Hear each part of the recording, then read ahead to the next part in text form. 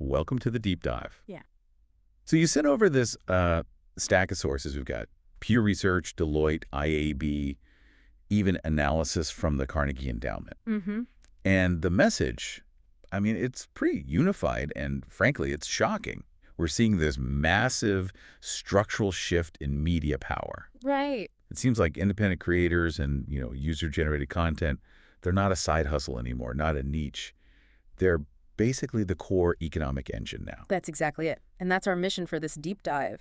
We're going to take all that data and try to synthesize it into, a single story of how this digital coup is actually working. Digital coup, I like that. Well, it's a story that's really rooted in three things. You have the platforms, you have this huge change in audience trust, and then you have these new AI tools that have just completely redirected attention, and this is the key part, revenue away from legacy media. Right, away from the studios, the traditional experts, all of it. All of it. And we should probably start with the most, jaw-dropping fact here. This isn't some forecast for 2030. This is happening right now. Oh, absolutely. The sources are all pointing to 2025 as this critical tipping point. For the first time ever, global ad revenue from creator platforms, so YouTube, TikTok, Instagram, is projected to be more than all traditional media combined. Just think about that for a second. Television, print, radio, cinema. All of it. The entire system built over a century. The broadcast towers, the newspaper presses, the giant film studios. That whole apparatus is now structurally smaller in terms of ad dollars than this decentralized network of individuals just publishing to social feeds. The scale is just hard to wrap your head around. It is. I mean, we are talking about creator platforms pulling in what? A projected $235 billion in global ad spend this year. And I think I have to jump in there because that number is huge.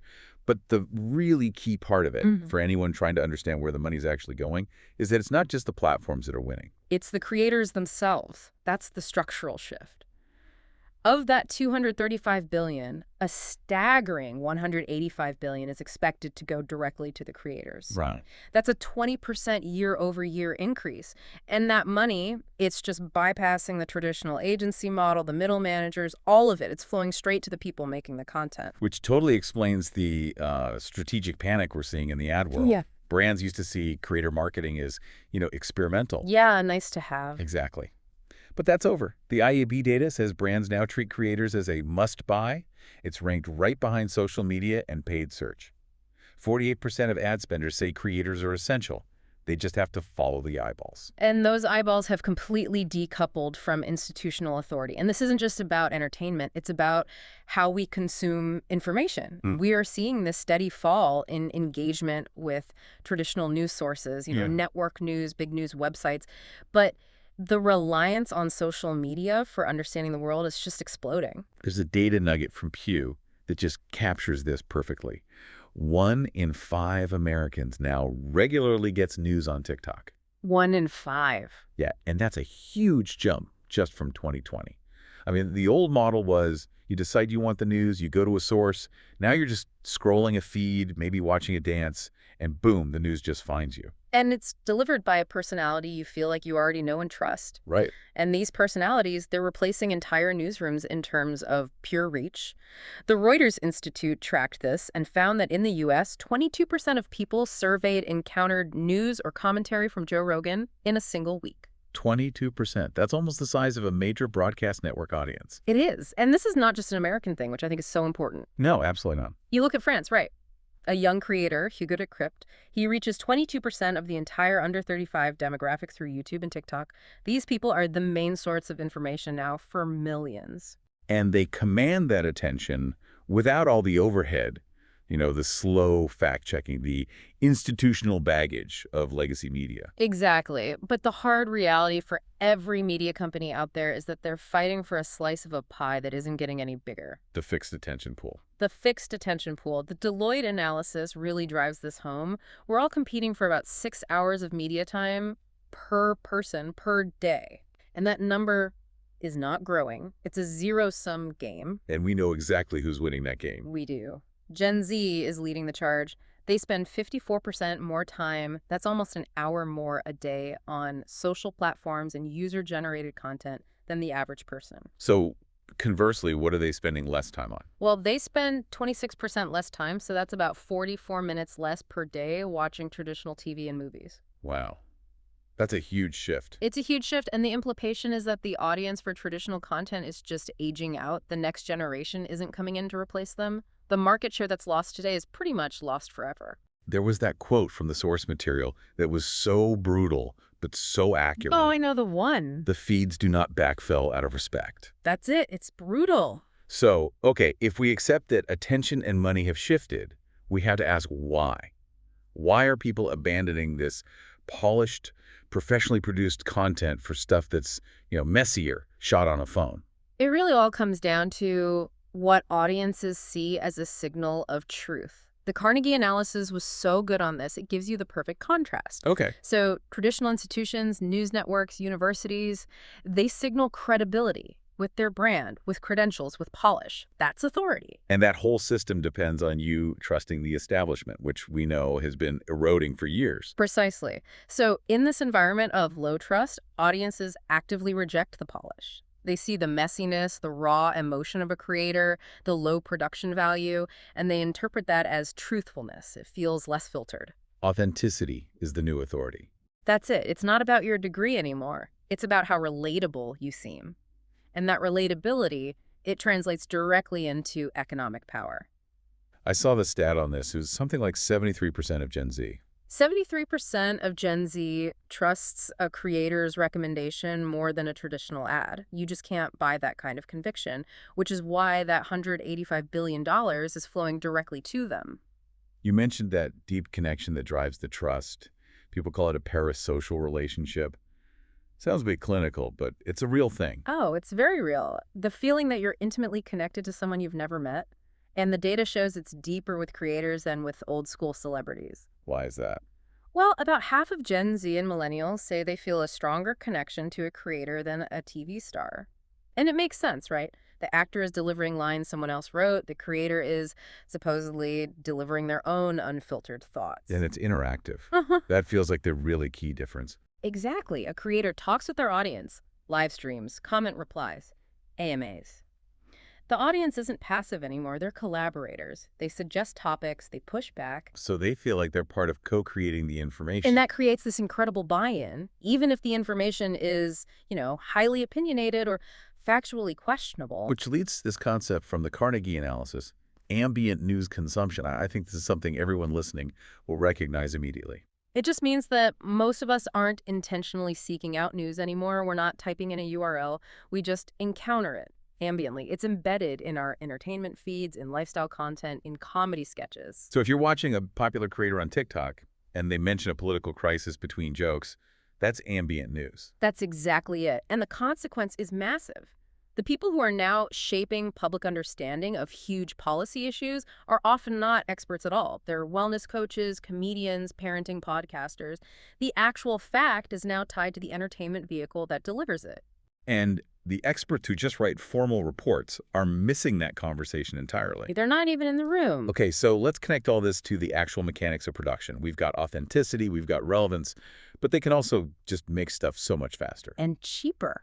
That's the third leg of the stool, the technology. Yeah. Traditional media was designed for scarcity, scarce cameras, scarce airtime. Everything was expensive and slow. Right.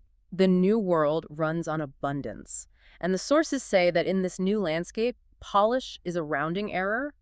Speed and volume are what matter. And the tools reflect that. I mean, Adobe was built for trained professionals, for perfection. But these new tools are built for one person, one phone, and immediate output. Look at tools like Canva and CapCut. CapCut is free, it's owned by ByteDance, and it's built for speed. It's about iteration and disposability, not perfection. And the cost difference is just staggering. This is where the hard data is just impossible to ignore. A traditional professional video costs what? Somewhere between $800 to $10,000 per minute. Per minute. And it takes weeks or months with a huge team. Okay, now compare that to the AI model. With the AI video production model, you're looking at maybe $18 to $89 a month for a subscription. And the AI can cut production time by up to 80%. You get usable videos in hours. Let me just break that down. For the cost of 1 minute of a traditional ad, I could get an AI subscription for what, an entire year? Yeah. Maybe more? Mm. The economics just feel unbeatable. They are. If you want to make 1,000 videos the old way, it could cost you anywhere from $1 to $5 million. Okay. Using AI production, that same volume, $50,000 to $200,000, it's a 90% cost reduction. That's the engine of the creator economy. It's the ability to scale for almost nothing. It's the democratization of production. You look at the software market and you see it right there. Adobe still has 82% loyalty among pros, but over half of users say the $50 a month price tag is a huge barrier. And that barrier is why these other tools are winning. Canva's freemium model is preferred by 73% of non-professionals. They don't need all the bells and whistles. They just need fast and good enough. And CapCut, the tool behind the whole short-form video explosion, is favored by 88% of social creators. Of course it is. It's free.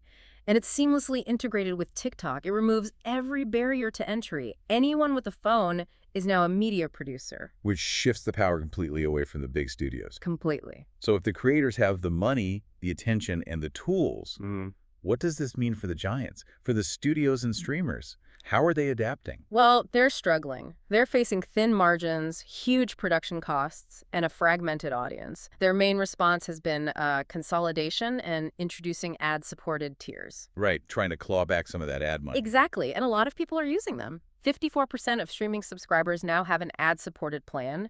The average price is around $9 a month. But they were sold to us as being ad-free in the first place. And that's the rub. But even with ads, they struggle to compete with the precision of the social platforms. TikTok and YouTube are advertising machines from the ground up. They use AI to target ads so much more effectively than a streaming service. And this problem goes all the way up the chain, right? Back to the Carnegie analysis and the expert's dilemma. Carnegie is very clear on this. Institutions that are built on slow, fact-based arguments, they have to adapt or they risk becoming irrelevant. Their old delivery methods, the press release, the white paper, they just don't reach most people anymore. And when they do try to engage, they often get it wrong. They just drop their content onto a platform like a broadcast, but the algorithm rewards conversation. That's the fundamental misalignment. They're not talking with the audience, they're talking at them. They value precision and formality, but the public sphere now values immediacy and connection. And the risk of not adapting is actually huge. It is. The report mentions that reputational destruction can happen at the speed of the internet, based on rumors and viral narratives. Is there a specific example of that threat? Yeah, they give a chilling one. The potential dismantling of USAID, the U.S. Agency for International Development, based on networked online rumors. Wow. This is a major fact-based government agency, but if it can't counteract a compelling viral narrative quickly and fluently, its very existence is at risk in this new landscape. So what are the recommendations? What are they supposed to do? Carnegie gives 3 core strategies. First, build capacity in advance. Don't wait for the crisis. Have your digital team ready to go. Okay, be prepared. Second, create a presence at both the individual and the institutional level. That means supporting the professor who wants to turn a complex course into TikTok snippets. Meet the audience where they are. And the third? Embrace collaborative storytelling. Institutions have deep knowledge, but they often lack cultural fluency. They need to partner with creators who understand how to make things go viral. Fund fellowships. Have experts serve as explainers. Basically, pair the deep knowledge with the media reach. Exactly. You need both. So we've pulled the thread on this whole revolution. Creators are winning because of authenticity, AI is driving the production engine, and the whole thing is moving at incredible speed and scale. And the biggest takeaway is that structural misalignment. The public sphere rewards connection and emotion, while our experts and institutions still prioritize detachment and precision. It's a cultural gap that feels almost impossible to bridge without fundamentally changing how we communicate expertise. Which brings us to you, the listener, trying to navigate all this. The sources point out this tension. AI makes content cheap and fast, but we all worry it's less trustworthy, less accurate. So as attention and revenue now flow to the fastest, cheapest, most authentic feeling voice, but the most verifiable information still comes from the slow, expensive traditional expert. Yeah. How will you distinguish between genuine influence and just scalable content that feels authentic? That really is the critical thinking challenge of our time.